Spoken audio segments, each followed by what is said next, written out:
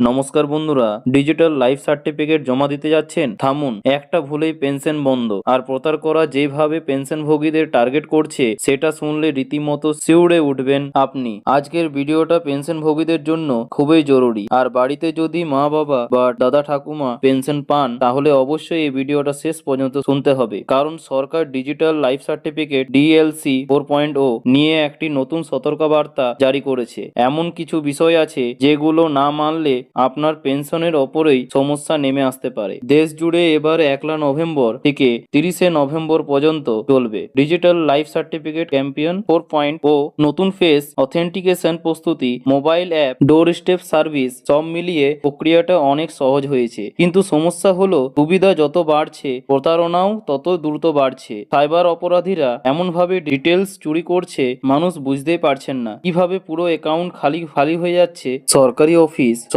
Office memorandum অনুযায়ী life certificate জমা দেওয়ার সময় সবচেয়ে বড় ভুল হচ্ছে অনুমোদিত অ্যাপ বা এজেন্টের সাহায্য নেওয়া। অনেকে দোকানে যায়, কেউ এসে বাড়িতে করে দেবে বলে পরিচয় দেয়। এই ভুলটা আর করবেন না। সরকার স্পষ্ট করে জানিয়ে দিয়েছে লাইফ সার্টিফিকেট জমা দিতে হলে কেবল অফিসিয়াল জীবন প্রমাণ পোর্টাল বা পোস্ট অফিস অ্যাপ বা আধার ফেস আরডি অ্যাপই ব্যবহার করবেন। এসব অ্যাপ ছাড়া অন্য কোনো অ্যাপ বা সফটওয়্যার ব্যবহার করলেই তথ্য ফাঁস হওয়ার ঝুঁকি থাকে। এখন সবচেয়ে ভয়ের বিষয়টা বলি, অনেক পেনশনভোগী বুঝতেই পারেন না কখন তাদের Aadhaar number, OTP, bank account, PPO number প্রলোভন দেখিয়ে বা ভুয়া সাহায্যের নামে হাতিয়ে নেওয়া হয়। আর কেউ অপরিচিত কেউ আপনাকে ফোন করে বলল, স্যার ম্যাডাম আপনার পেনশন বন্ধ হয়ে যাবে, এখনই ওটিপি বলুন, আপনার পিপিও আপডেট করতে হবে। এগুলো সবই প্রতারণা। সরকার নিজেই বলেছে কোনো অফিস, কোনো সরকারি ডিপার্টমেন্ট, ঠিক আছে,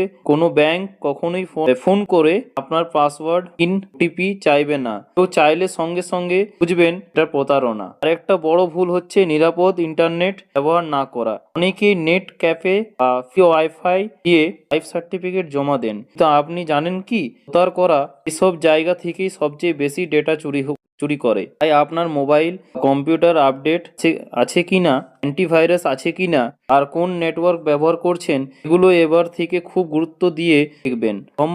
সম্ভব হলে নিজের মোবাইল নেটওয়ার্ক হোম ওয়াইফাই ব্যবহার করুন। আর যদি কোনোদিন মনে হয় কেউ আপনার তথ্য অপব্যবহার করছে, কোনো ভুয়া অ্যাপ ইনস্টল হয়ে গেছে বা কোনো সন্দেহজনক কল এসেছে, এক মুহূর্ত দেরি করবেন না, সঙ্গে সঙ্গে আপনার ব্যাংকে গিয়ে জানান অথবা cybercrime.government.in এ অভিযোগ করুন।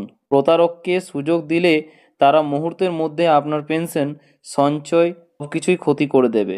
পুরো সতর্কবার্তা সরকারের 5টা মূল নির্দেশনার ভিত্তিতে তৈরি, কারণ তারা জানে যে একবার পেনশনভোগীরা প্রতারণার শিকার হলে সেটা মানসিক এবং আর্থিকভাবে কতটা ক্ষতি করতে পারে। এই ভিডিওটা আপনাদের জন্য শুধু তথ্য নয়, একটা সুরক্ষা। এতে যারা বয়স্ক, যারা নিজে মোবাইল বা ভালোভাবে ব্যবহার করতে পারেন না, তাদের এই কথা অবশ্যই বুঝিয়ে বলুন। ভুল জায়গায় তথ্য দিলে ক্ষতি আপনাকেই দিতে হবে। ঠিক আছে, বলে শেষ করলাম। বন্ধুরা, ভিডিওটা গুরুত্বপূর্ণ মনে হলে অবশ্যই পরিবারের পেনশনভোগীদের পাঠিয়ে দিন।